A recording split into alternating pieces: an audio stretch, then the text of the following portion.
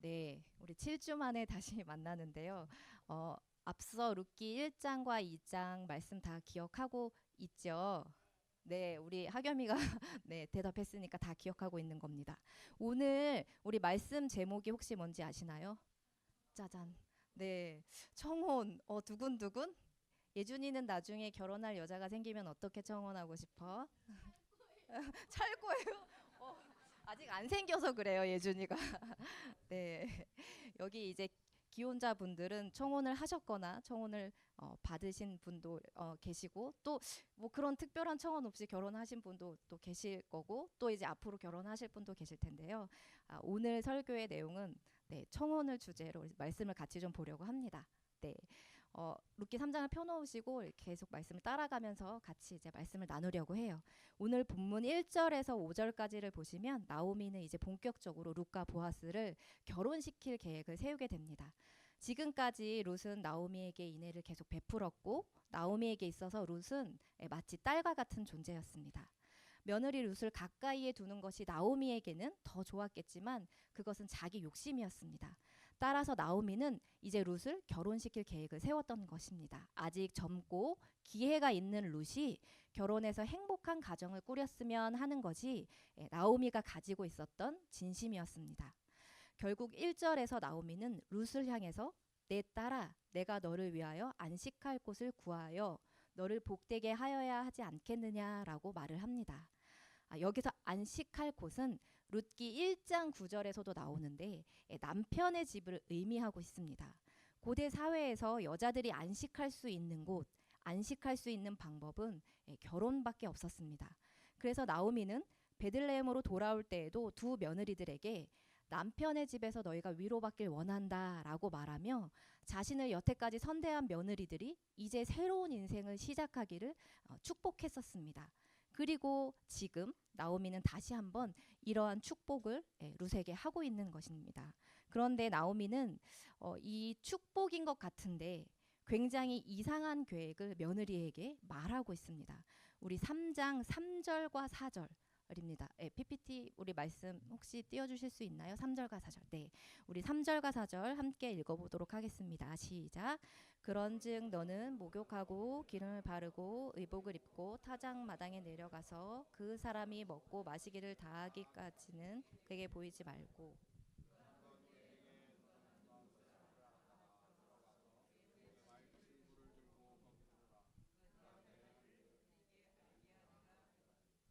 우리 친구들 이 말씀 이해했어요? 너무 빨리 읽었어요? 네, 지금 나오미가 사용하고 있는 단어들을 이렇게 찬찬히 살펴보면 상당 부분 성적 행위와 관련된 요소가 있고 지시하는 내용을 보더라도 잔치 후에 기분이 굉장히 좋은 보아스를 마치 유혹하라는 말처럼 들립니다. 따라서 얼핏 보면 이 계획은 굉장히 위험하고 또 이상합니다. 이런 계획이 성경에 나와도 되는 걸까요? 라는 의심이 들 정도죠. 막장 드라마에서나 나올 법한 이야기를 지금 시어머니가 딸 같은 며느리에게 권하고 있는 것입니다. 보통 정숙한 여인이라면 하지 않을 행동을 시어머니가 며느리에게 시키고 있는 것이죠. 특별히 오늘날의 관점으로 본다면 나오미는 경제적인 어려움 때문에 젊은 룻을 나이 많은 재력가와 결혼시키고 결혼을 시키려고 옳지 않은 방법 또 좋지 않은 방법으로 이 일을 추진하려고 하는 것처럼 보입니다. 자, 그렇다면 정말 나오미는 좋지 않은 의도로 이 룻을 재력가인 보아스에게 마치 팔아넘기듯 그렇게 결혼을 시키려는 것일까요? 결국에는 자신의 노년을 보장받기 위해서 이런 악한 계획을 나오미가 세운 것일까요? 하지만 성경의 전체적인 문맥으로 보면 또 3장의 문맥으로 보면 그런 것 같지는 않습니다. 앞서 2장에 룻을 도와준 사람이 보아스라는 이야기를 듣고 난 후부터 나오미의 관점은 상당히 변화를 일으켰는데요. 즉 하나님께서 이제 앞으로 어떠한 일을 이루시겠구나라는 기대와 희망이 나오미에게 생겼던 것입니다. 이러한 변화를 경험한 나오미가 저급한 방법으로 그리고 부정한 방법으로 이 일을 이루려고 하지는 않았을 것입니다. 나오미에게 있어 룻은 아까도 얘기했지만 마치 친딸과 같은 존재였기 때문에 자신을 지금까지 계속 잘 섬겼던 이 룻을 돈 때문에 팔아넘길 생각은 하지 않았을 것입니다. 그렇다면 나오미는 왜 이러한 계획을 세우게 되었던 것일까요? 나오미가 이런 결정을 하기까지에는 두 가지 요인이 작용했을 것입니다. 첫째는 보아스가 룻에게 인애를 베풀었던 것 때문입니다. 보아스는 이미 룻의 선행에 대해서 알고 있었고 그렇기 때문에 룻을 높이 평가하고 그녀에게 인애를 베풀었습니다. 그래서 다른 밭으로 가지 말고 여기서 네가 이삭을 주어라 라고 얘기했었죠. 2장에. 그리고 일꾼들에게 일부러 이삭을 조금씩 떼서 떨어뜨려라 라고 이야기도 했고요. 또한 그녀를 건들지 말라라고 종들에게 주의도 주었습니다. 둘째로 보리 추수가 마치기까지 약 7주 동안 지난 시간 동안 보아스를 이렇게 살펴봤더니 실제로 보아스는 유력한 자, 곧 부하고 권세 있고 성품이 좋은 사람이라는 것을 아마 나오미가 확신할 수 있었던 것 같습니다. 결국 보아스가 어떤 사람인지 알만한 이러한 조건들이 있었기에 나오미는 이제 위험천만한 결단을 할 수 있었던 것입니다. 그리고 무엇보다 이 계획을 직접 실행하게 될 룻도 시어머니 계획에 동의하여 어머니의 말씀대로 내가 다 행하겠습니다 라고 말했고 또 그 계획을 실행하게 됩니다. 그러니까 지금 나오미의 계획은 터무니없는 이상한 계획은 아니라는 거죠. 하지만 만약에 보아스가 룻의 청혼을 거절할 수도 있는 일이고 또 룻은 이 일로 인해서 소문이 나서 수치를 당할 수도 있습니다. 그리고 최악의 경우는 보아스가 술에 취해서 룻과 잠자리를 같이 하고 나서 그녀를 음란한 여인이라고 사람들에게 소문을 낼 수도 있는 것입니다. 하지만 나오미는 결단합니다. 그래서 오늘 본문 6절에서 15절 이렇게 쭉 보시면 그 내용은 룻과 보아스의 두 번째 만남을 묘사하고 있습니다. 첫 번째 만남은 앞서 2장에서 보아스의 밭에서 만났었고 이제 두 번째 만남은 한밤중 타작마당에서 이루어집니다. 먼저 룻은 시어머니 나오미가 이른 대로 타작마당으로 내려가서 보아스가 어디에서 잠을 자는지 보고 있다가 그의 곁에 조용히 누웠습니다. 보아스는 잠을 자다가 한 여인이 자기 발치에 누워있는 것을 깨닫게 되고 깜짝 놀라서 네가 누구니? 라고 묻습니다. 내가 누구냐? 이렇게. 우리 3장 9절 말씀을 같이 읽어볼까요? 3장 9절 말씀 함께 읽겠습니다. 시작. 이르되 내가 누구냐 하니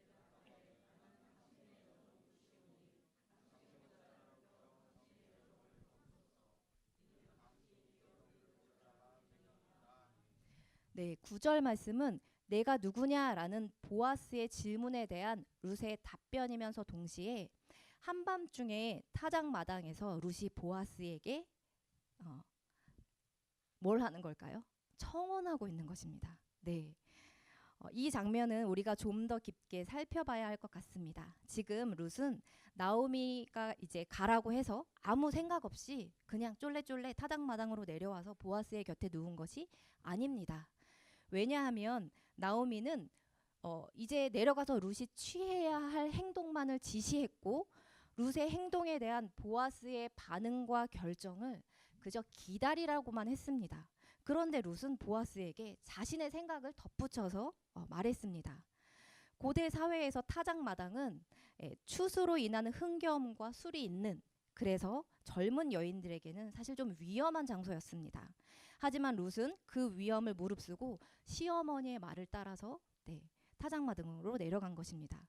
다른 사람들과의 접촉의 위험, 그리고 만약 보아스가 자신의 청혼을 거절했을 때 겪게 될 수치, 그래서 지금까지 사람들로부터 인정받았던 현숙한 여인이라는 타이틀을 잃어버릴 수도 있는 것입니다. 그렇게 되었을 때 이 좁은 유대 땅 베들레헴에서 이 가련한 두 여자의 입지는 점점 더 좁아질 수밖에 없었습니다. 그러나 룻의 이 선택은 시어머니의 강압에 따른 복종이 아니라 스스로 전부를 거는 위험한 결단이며 또 위험한 선택이었던 것입니다. 그렇다면 이 구절이 방금 본 구절의 구절이 어떻게 청혼이 되는 것인지 한 번 더 살펴보도록 하겠습니다. 룻은 보아스에게 당신의 옷자락을 펴서 당신의 요정을 덮어달라고 요청합니다.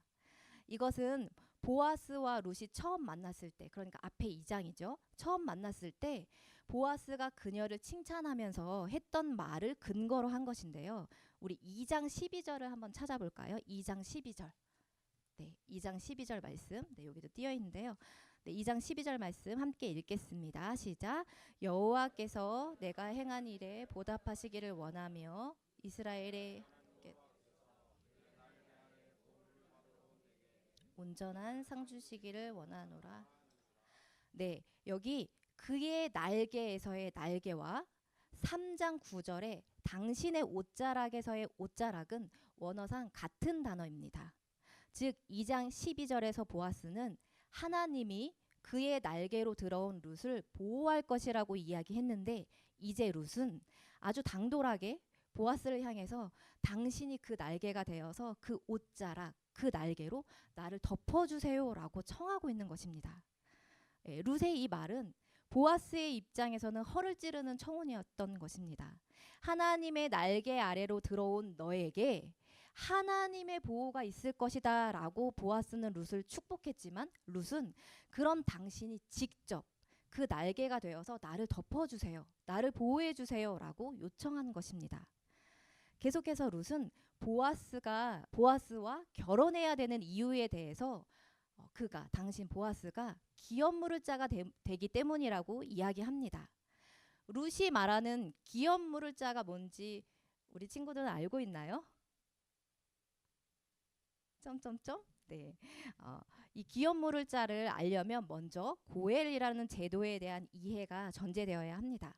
히브리어로 고엘, 이것은 무르다, 되찾다, 상환하다, 구속하다라는 뜻으로 가장 가까운 친족으로서 어려움을 당한 자를 구해줄 의무와 권리가 있는 사람을 말합니다. 고엘 제도는 친족 및 혈연 공동체의 구성원들이 서로의 생명과 재산 및 가문을 보호해주기 위한 일종의 상호 보호 제도입니다. 고엘은 3가지 의무와 권리를 가지고 있는데요. 첫째는 사람이 가난하여서 땅을 팔았을 경우 그 땅값을 물어주고 땅을 다시 찾아주는 것입니다.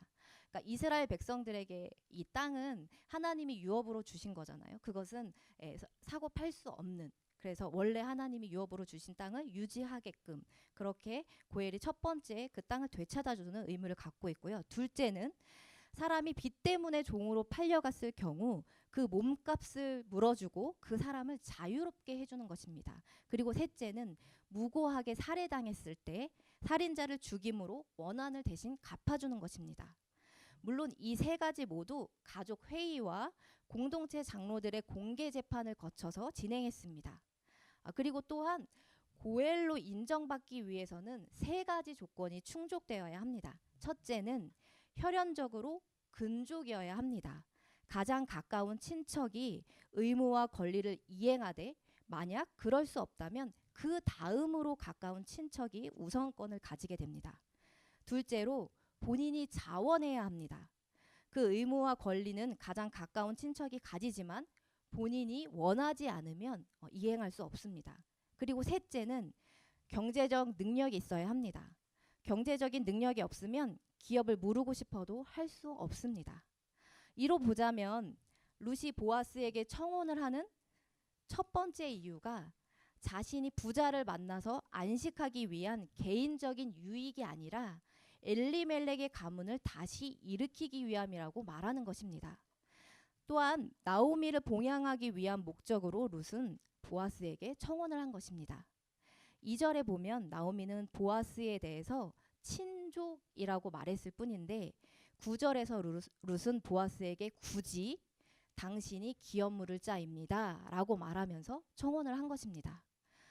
이스라엘의 결혼제도 안에 이 형사 취수제라는 것이 있는데요. 이것은 우리 신약 성경에서 아마 보아서 아시겠지만, 이것은 만일 어떤 남자가 결혼을 해 아들이 없이 죽게 되면 그의 형제가 죽은 자의 아내와 결혼을 해서 아들을 낳아 죽은 형제의 이름이 그 가문에서 잊혀지지 않고 그의 대를 이어주는 계대법에 의거한 제도입니다. 그러나 성경에서 고엘 제도는 결혼의 의무를 포함시키고 있지는 않습니다. 즉 룻이 고엘 제도를 근거로 보아스에게 결혼을 요구한 것은 사실은 타당하지는 않은 것입니다. 어찌 보면 앞서 룻기 2장에서처럼 룻의 요구는 보아스가 이 엄청난 자비와 은혜를 베풀어야 하는, 즉 헤세드를 베풀어야만 하는 베풀어야만 일어날 수 있는 기적과 같은 일입니다. 반대로 말하면 룻은 2장에서나 지금에나 좀 뻔뻔한 부탁을 계속 보아스에게 하고 있는 것이죠. 룻의 말을 정리해 보자면 룻은 첫째로 결혼을 원했고, 그리고 보아스가 기업을 물어줄 것을 원했고, 그리고 그렇게 하는 이유는 그 기업을 죽은 자의 이름으로 이어주기 위함입니다.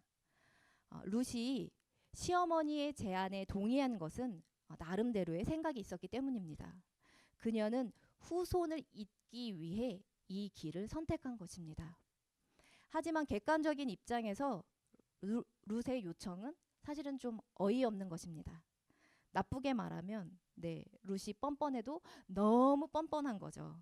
보아스가 들어줄 의무는 없는 것입니다. 자, 그렇다면 이 당돌한 룻의 청혼을 들은 보아스의 반응은 어떠했을까요?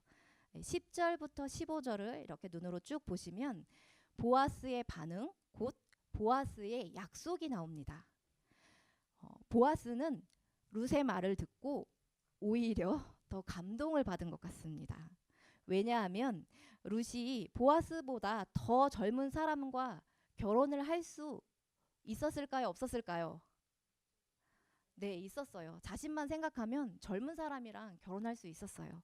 하지만 그렇게 할 수 있었음에도 늙은 자신에게 청혼한 것이 그녀 자신의 행복 때문만이 아니라 죽은 남편과 시어머니를 위한 인애에서 나왔다는 것을 보아스는 알기 때문입니다. 그래서 이것이 네가 처음 베푼 인애, 곧 시어머니를 따라서 봉양하기 위해서 베들레헴에 이렇게 왔던 그 인애보다 지금 그 인애가 더 크다라고 말하면서 여호와의 이름으로 룻을 축복합니다. 그런 후에 보아스는 두려움을 뚫고 이 타작마당까지 온 룻을 향해서 먼저 토닥토닥 내 딸아 두려워하지 말라라고 위로하죠. 그리고 나서는 내가 너의 말대로 너에게 다 행하겠다라고 약속해 줍니다. 그러니까 보아스는 기쁘게 룻의 청혼을 수락한 것입니다. 그러나 보아스가 이 약속을 이루기까지는 한 가지 문제가 있었습니다.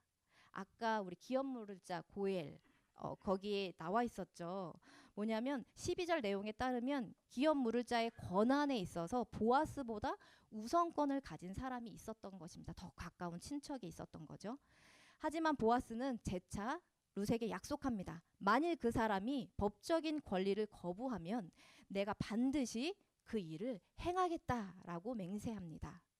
이제 보아스는 자신의 옷자락 속으로 들어온 룻, 자신의 보호를 요청하는 룻을 친절하게 배려합니다. 실제로 룻을 향한 보아스의 보호가 이제 시작된 것입니다. 따라서 보아스는 룻의 몸에 손도 대지 않았습니다.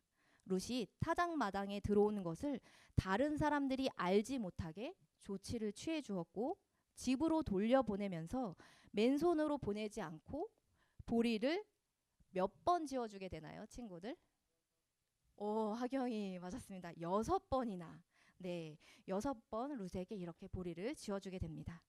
여기서 주목할 것은 보리를 6번 되어주다라는 표현이 15절과 17절에 반복되고 있는데요. 이것은 룻을 향한 보아스의 실제적인 인애의 표현입니다.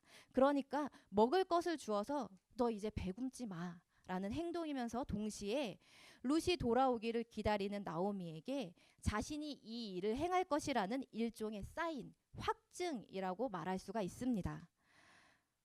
룻이 집으로 돌아가서 나오미에게 어머니 보아스가 제 청혼을 받아들였어요. 그리고 그 일을 행하겠대요 라고 말로만 하는 것보다 실제로 보아스가 6번이나 퍼준 보리를 들고 가서 보여주면서 그의 메시지를 전달하는 것은 큰 차이가 있습니다. 이것은 구두 계약이냐 아니면 계약서를 쓰냐의 차이와 마찬가지입니다. 그래서 보아스는 보리를 6번이나 되어줌으로써 그것을 이루겠다라는 확증의 증거물을 룻에게 보낸 것입니다. 실제로 보아스는 룻에게 보리를 6번 되어주고 신속하게 이 문제를 해결하기 위해서 성으로 들어가게 됩니다.